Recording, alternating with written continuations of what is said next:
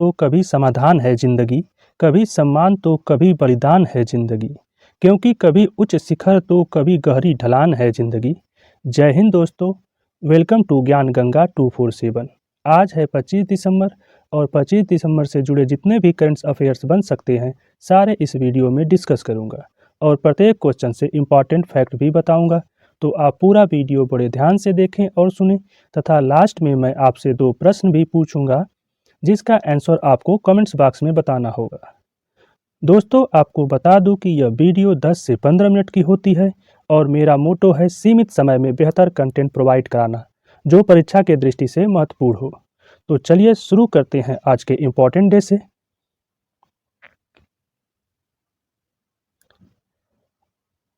आज है 25 दिसंबर और आज मनाया जाता है गुड गवर्नेंस डे। दोस्तों, भारत के भूतपूर्व प्रधानमंत्री अटल बिहारी वाजपेयी की जयंती के अवसर पर 25 दिसंबर को प्रतिवर्ष सुशासन दिवस के रूप में मनाया जाता है। इसका उद्देश्य भारत के नागरिकों के मध्य सरकार की जवाबदेही के प्रति जागरूकता पैदा करना है। आइए एक नज़र अटल बिहारी वाजपेयी पे देख लें। अटल बिहारी वाजपेयी का जन्म 25 दिसंबर 1924 को ग्वालियर, अब मध्य प्रदेश का हिस्सा में हुआ था। उन्होंने वर्ष 1942 के भारत छोड़ो आंदोलन के दौरान राष्ट्रीय राजनीति में प्रवेश किया, जिसने ब्रिटिश औपनिवेशिक शासक का अंत कर दिया। दोस्तों, वर्ष 1947 में वाजपेयी ने दीनदयाल उपाध्याय के समाचार पत्रों के लिए एक पत्रकार के रूप में राष्ट्र धर्म, एक हिंदी मासिक, पांचजन्य, एक हिंदी साप्ताहिक और दैनिक समाचार पत्र स्वदेश और वीर अर्जुन में काम करना शुरू किया। बाद में श्याम प्रसाद मुखर्जी से प्रभावित होकर बीजेपी जी वर्ष 1991 में भारतीय जनसंघ में शामिल हो गए। वह भारत के पूर्व प्रधानमंत्री थे और वर्ष 1996 तथा 1999 में 2 बार इस पद के लिए चुने गए थे। एक सांसद के रूप में वाजपेयी को वर्ष 1994 में सर्वश्रेष्ठ सांसद के रूप में पंडित गोविंद बल्लभ पंत पुरस्कार से सम्मानित किया गया था, जो उन्हें सभी सांसदों के लिए एक रोल मॉडल के रूप में परिभाषित करता है। दोस्तों, उन्हें वर्ष 2015 में देश का सर्वोच्च नागरिक सम्मान भारत रत्न से और वर्ष 1994 में दूसरे सर्वोच्च नागरिक सम्मान पद्म विभूषण से सम्मानित किया गया था। आज है दोस्तों 25 दिसंबर और आज मनाया जाता है बड़ा दिन के रूप में। तो आप सभी को मैरी क्रिसमस। आइए दोस्तों, क्रिसमस या बड़ा दिन ईसा मसीह या यीशु के जन्म की खुशी में मनाया जाने वाला पर्व है। यह 25 दिसंबर को पड़ता है और इस दिन लगभग संपूर्ण विश्व में अवकाश रहता है। क्रिसमस से 12 दिन के उत्सव क्रिसमस टाइड की भी शुरुआत होती है। एनो डोमिनी कॉल प्रणाली के अनुसार यह शिशु का जन्म 7 से 2 ईस्वी में हुआ था। दोस्तों, आज एक दूसरे सॉफ्टवेयर पर काम कर रहा हूँ जिसकी वजह से थोड़ा असहज महसूस हो रहा है। थोड़ा बहुत प्रश्न आगे पीछे हो सकते हैं, तो घबराइएगा नहीं, जल्द ही इस पर सुधार कर लिया जाएगा। तो चलिए शुरू करते हैं आज के पहले करंट अफेयर्स से। प्रश्न है, दुनिया की सबसे ज़्यादा कमाई करने वाली महिला एथलीट 2022 कौन बनी है? तो इसका सही जवाब है नाओमी ओसाका।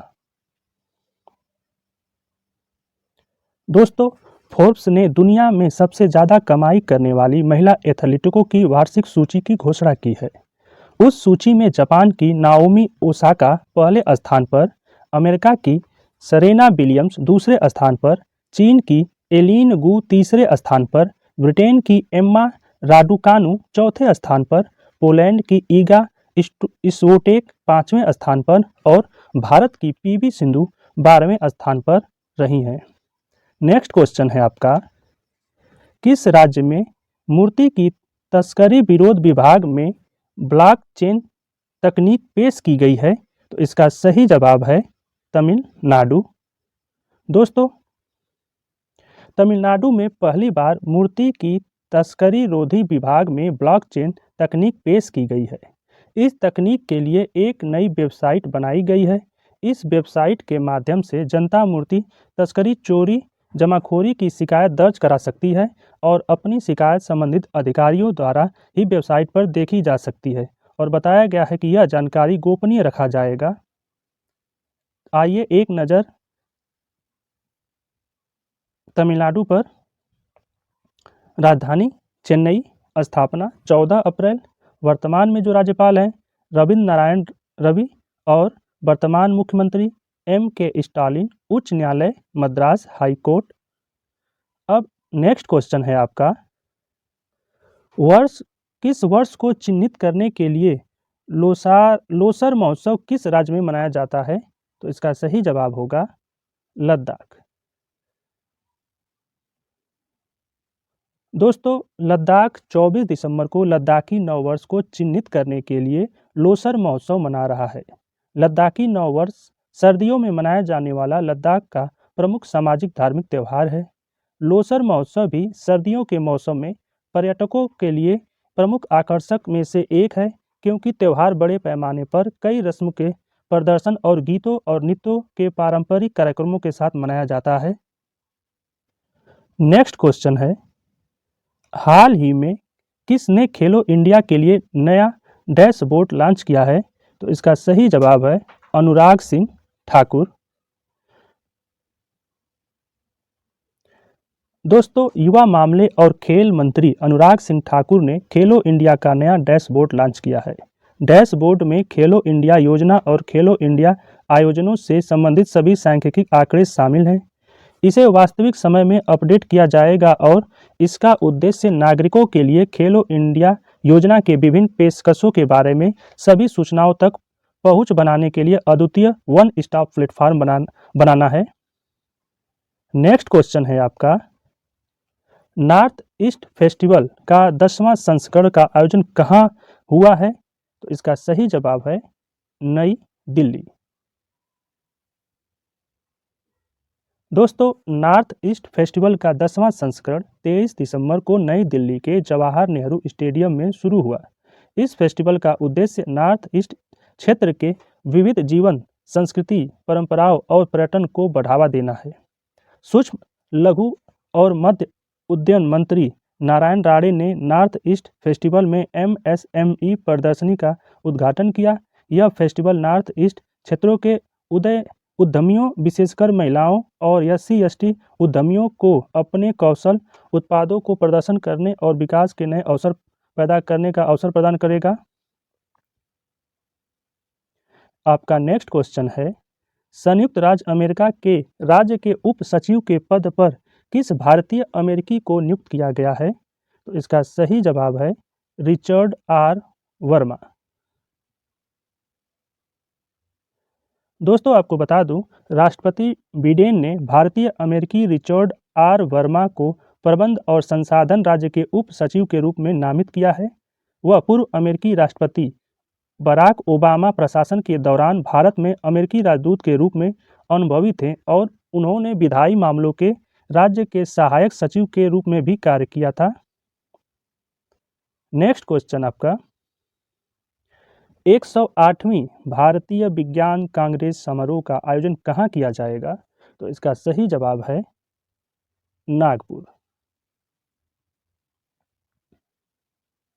दोस्तों, भारतीय विज्ञान कांग्रेस जनवरी 2023 में नागपुर में भारत के प्रमुख वैज्ञानिकों, शोधकर्ताओं और शिक्षकों की भागीदारी के साथ आयोजित किया जाएगी। सम्मेलन 3 जनवरी से 7 जनवरी 2023 तक आयोजित किया जाएगा। विज्ञान और प्रौद्योगिकी के क्षेत्र में भागीदारी को बढ़ावा देने के लिए आयोजित इस सम्मेलन में नोबेल पुरस्कार विजेता वैज्ञानिक के भाग लेने की उम्मीद है। कांग्रेस महिलाओं के सशक्तिकरण के साथ सतत विकास के लिए विज्ञान और प्रौद्योगिकी विषय के तहत आयोजित की जाएगी। नेक्स्ट क्वेश्चन है, सरकारी क्षेत्र में सर्वोत्तम सुरक्षा पद्धतियों के लिए DSCI AISS पुरस्कार किसे प्राप्त हुआ है?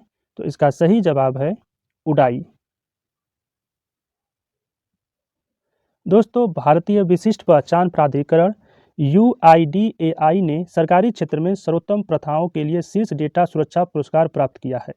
नई दिल्ली में DSCI के 3 दिवसीय वार्षिक सूचना सुरक्षा शिखर सम्मेलन के दौरान UIDAI को यह पुरस्कार निवासियों को डिजिटल पहचान आधारित कल्याण सेवा प्रदान करने वाले राष्ट्रीय महत्वपूर्ण आधार बुनियादी ढांचे को सुरक्षित करने में महत्वपूर्ण भूमिका के लिए दिया गया था। Data security council of India DSCI Bharat में डेटा सुरक्षा पर एक गैर लाभकारी उद्योग निकाय है। अब नेक्स्ट क्वेश्चन, हाल ही में केंद्रीय मंत्री द्वारा राष्ट्रीय स्तर की कबड्डी चैंपियनशिप का उद्घाटन कहाँ किया गया? तो इसका सही जवाब है उडुपी, कर्नाटक। दोस्तों, युवा मामले और खेल मंत्री अनुराग सिंह ठाकुर 24 दिसंबर 2022 को कर्नाटक के उडुपी में राष्ट्रीय स्तर की कबड्डी चैंपियनशिप का उद्घाटन करेंगे।